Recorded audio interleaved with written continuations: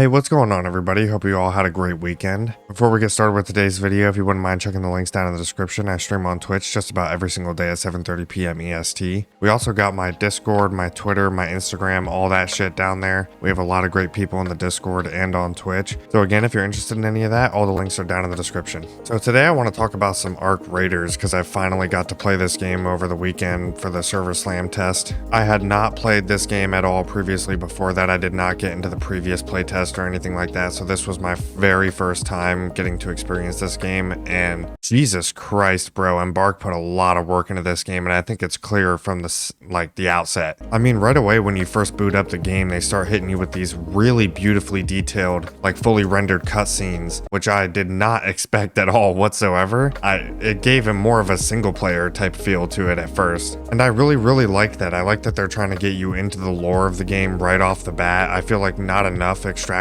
shooters do this kind of stuff, and I think it's really helpful with getting you engaged with the game and the story that they're trying to tell with that game. Now, I'm not gonna lie, I skipped like all the cutscenes because I was just trying to get into the game and actually play it so I could build my thoughts on what I felt about the gameplay itself. But from what I did see of them, they looked really well done, and I'm excited with the full launch if I decide to scoop this game up. If you guys want to see more of it, I'm excited to actually sit there and watch all the cutscenes and get invested in the lore. Now, unfortunately, I didn't get to experience teaming up with like another squad and taking down one of the bigger arcs or whatever the fuck they're called, like the big ass spider things that you could see crawling around the map. But from what I did experience with the smaller drones and stuff, even those fuckers are pretty lethal, even in a 3-man squad. If you're not really focusing like the propellers on them and stuff, they will just mop the floor with you, no problem. Hence also why we didn't fight any of those fucking spider things. But I kind of like that about this game too. I feel like every other extraction shooter I've played, for the most part, the AI isn't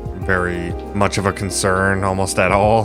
Like, I've played a lot of Hunt. That's probably the most playtime I've put into an extraction shooter, and most of the AI is not even that big of a deal. Even the bosses, once you learn how to fight them, they're pretty easy. Not in this fucking game, bro. If you're not paying attention, they will fuck you up. Another thing I really enjoyed about this game was the movement. Like, it feels really weighty and realistic, but also smooth at the same time. I don't really know how else to describe it. It feels really weighty and realistic, but it feels smooth. And that's kind of what I would say about the gunplay too. There's a lot of kick, there's a lot of weight to the weapons, they sound amazing. And that's another thing I really gotta get into, man. Whoever did the audio design for this game deserves a fucking raise, bro. This is some of the best audio I've ever heard in a game, probably ever. The ambient sounds, the gunfire, the explosions, the robots, the rain, the lightning, everything, dude. Everything sounds incredible in this game. Even the music in this game, dude. Like, I'm usually the kind of person that in these kind of games that do involve PvP, even if it's a bit more rare, I will turn the music off completely just so I don't have it like in the audio mix,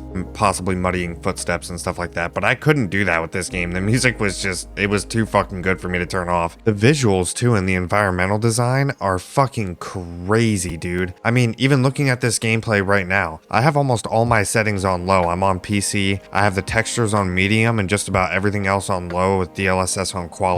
And this looks incredible. And I really like the aesthetic they're going for in this game too. It's like futuristic, but also like kind of old school NASA almost a little bit in the same way, or just like old school sci-fi spacey shit. I've always really dug this aesthetic with like the old school like panels with buttons and stuff meets futuristic type shit with these crazy robots and like laser weapons and shit. I don't know, that's just always been like a cool aesthetic to me personally. I don't know, I'm gonna shut up about it now. The upgrades for your home base too seem really cool. I know a lot of it was locked because this was just a server stress test. Obviously they're not gonna give us everything, but it seemed like it's gonna be a pretty extensive system once the game comes out. And I really like that kind of long-term progression in a game like this. Like, Repo is another game that I would consider sort of in this same vein. I know it's not an extraction shooter or anything like that, but it's sort of the same base gameplay concept. And that's actually one critique I have about Repo. While I find it insanely fun, it's probably one of my favorite like party type games that I could play.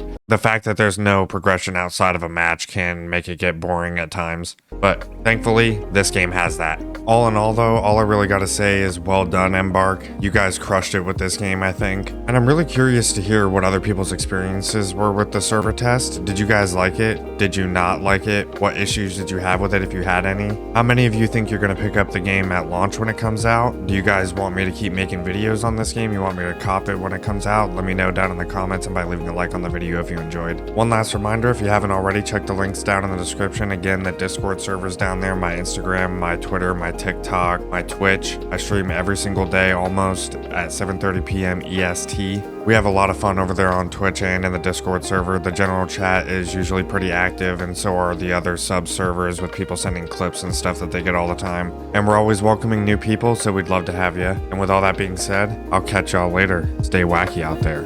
Peace.